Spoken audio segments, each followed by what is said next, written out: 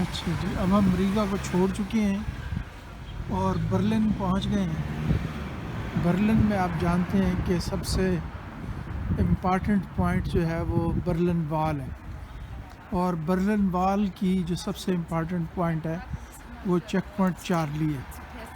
تو اب ہم چیک پوائنٹ چارلی وہ ہوتا تھا جہاں سے جو ایسٹ جرمنی کے لوگ تھے وہ ویسٹ جرمنی آ سکتے تھے، اور ویسٹ جرمنی کے لوگ ایسٹ جرمنی آ سکتے تھے۔ ایسٹ جرمنی جو ہے وہ رشیا کے زیر تسلط تھا، اور ویسٹ جرمنی جو تھا وہ یورپ کے ساتھ تھا۔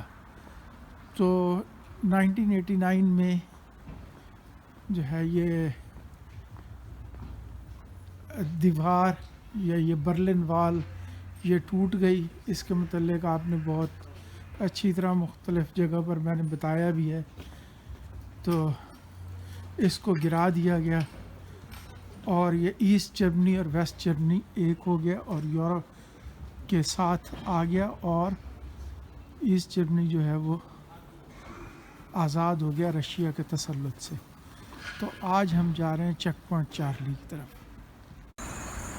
چیک پوائنٹ چارلی کو سمجھنے کے لیے سب سے پہلے تو اس بلڈنگ کو دیکھنا ضروری ہے کہ یہ ایک اولڈ سٹائل بلڈنگ ہے، اور اس میں کوئی وہ نہیں ہے، اور دوسری طرف یہ بلڈنگ ہے۔ تو میرا خیال میں یہ سامنے جو لکھا ہوا ہے یہ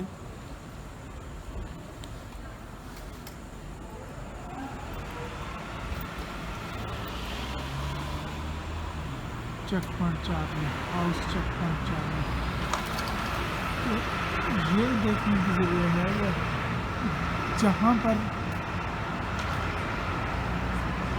وہ رشیا تھا وہاں پر ترقی نہیں ہوئی، ڈیولپمنٹ نہیں ہوئی، جو بلڈنگز ہیں وہ پرانی ہیں، اور دوسری طرف جو ہے وہ امپرومنٹ ہو رہی ہے۔ یہ الائٹ چیک پوائنٹ ہے، اس کو جو ہے وہ چیک پوائنٹ چارلی کہتے ہیں، اور یہ خاص طور پر اس لحاظ سے بھی بہت زیادہ فیمس ہے کہ یہاں پر بہت ساری ڈیتھس ہوئی ہیں۔ یہاں سے جس نے کراس کرنے کی کوشش کی ہے اس کو گولی مار دی جاتی تھی، اور سب سے پہلا جو ہے وہ یہ چیک پوائنٹ چارلی ہے۔ چیک پوائنٹ چارلی وہ جگہ ہے جہاں پر ایک طرف جو ہے وہ یو ایس آرمی یا جرمنی کے لوگ ہوتے تھے، اور دوسری طرف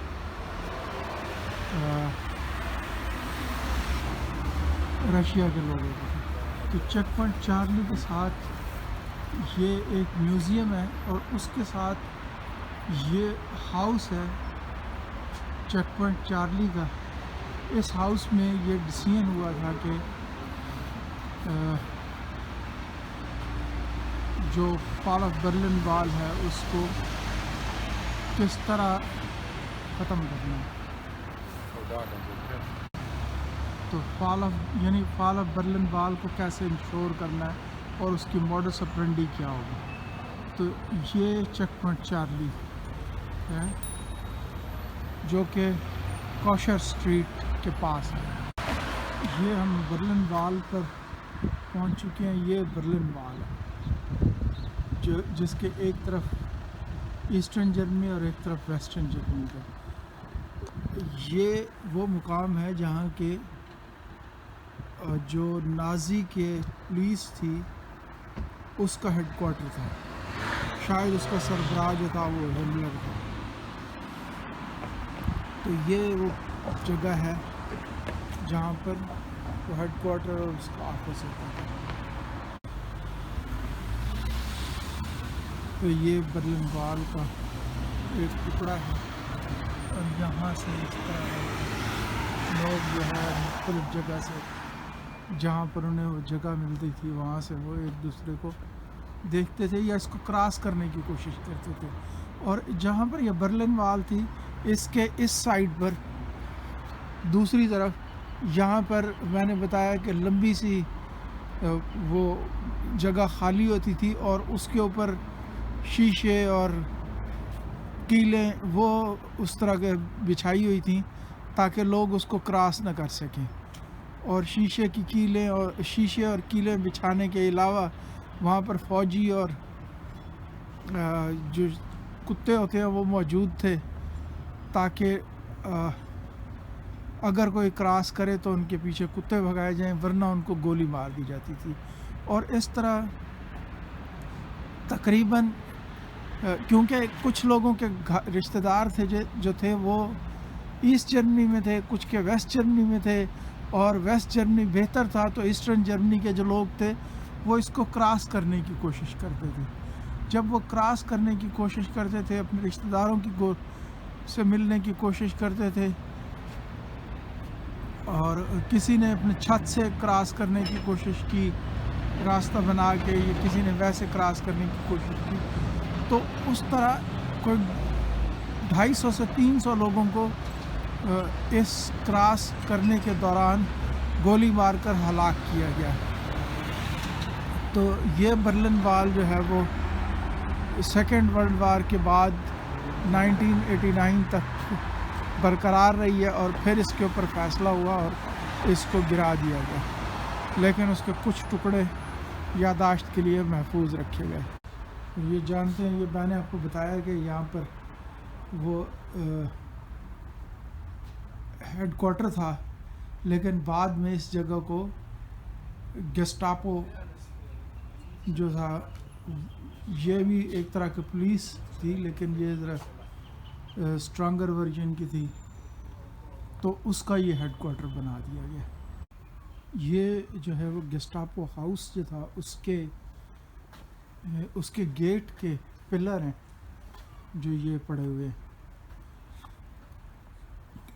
تو اس راستے سے قیدیوں کو گزار کے اندر لے جایا جاتا تھا گیسٹاپو کے ہیڈ کوارٹر میں، اور پھر وہاں پر مطلب اس سے آپ اندازہ یوں لگا سکتے ہیں کہ 1943 مارچ میں یہ ہوا کہ ایک شخص نے ایک بنڈل دیکھا جو کہ نیچے پڑا ہوا تھا زمین پہ، اس نے وہ بنڈل اٹھا لیا، اس کو پکڑ لیا گیا، اور اس بنڈل اٹھانے کی پاداش میں اسے اسی دن موت کی سزا دی گئی، اور اگلے دن اسے موت کے گھاٹ اتار دیا گیا۔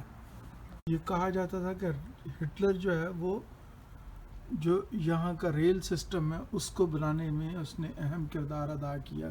یہ ایک غلط خبر ہے جو اس طرح کی پھیلائی گئی۔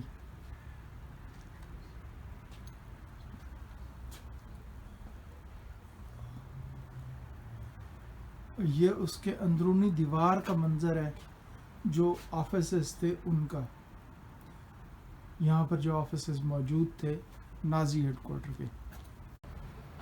یہ جو ہے سٹوری ہے 1933 سے لے کر 1945 تک، جو کہ اس پورے ایریا میں پھیلی ہوئی ہے، اور اس سٹوری کو یہ اس طرح مختلف پوسٹرز کے ذریعے بیان کیا گیا ہے۔ تو یہ 1933 سے 1945 تک کی سٹوری جو کہ ٹکڑوں میں بٹی ہوئی ہے وہ یہاں پر انہوں نے ڈسپلے کی ہوئی ہے۔ اسی طرح اس وال کے سامنے یہ ایک ہال ہے، اس ہال میں بھی کافی ساری انفارمیشن آپ کو اویلیبل ہے جو کہ نازی اور ورلڈ وار 2 کے حوالے سے ہے، اس میں یہ اویلیبل۔ وہ یہودی جو کہ مارے گئے تھے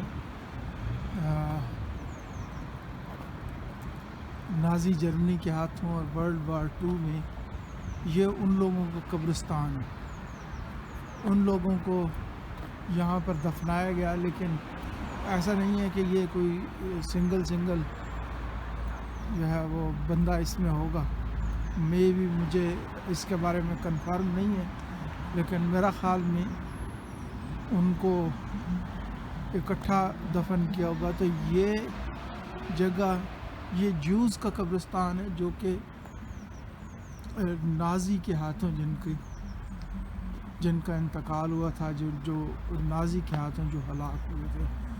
اور اس میں یہ راستے بھی ہیں، جیسے کہ یہ راستہ اویلیبل نہیں ہے، تو ان کے ذریعے آپ اس کے اندر چل سکتے ہیں، دیکھ سکتے ہیں. اس میں بعض یہ جیسے ہیں چھوٹے ہیں، اس کے بعد یہ بڑے ہوتے جا رہے ہیں، اور بعض جو ہے وہ زمین سے کوئی 7-8 فٹ بلند ہیں.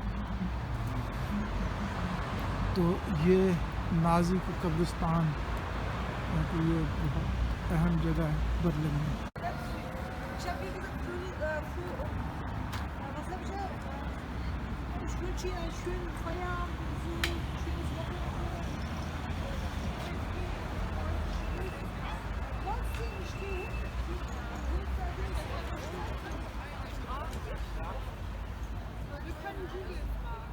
اگرچہ یہ انہوں نے ہولوکاسٹ کوڈ دیا ہوا ہے اس کے اوپر، لیکن یقیناً اس کے اوپر جو ہے یہاں پر کوئی نہ کوئی جیو ہلاک ہوا ہوگا.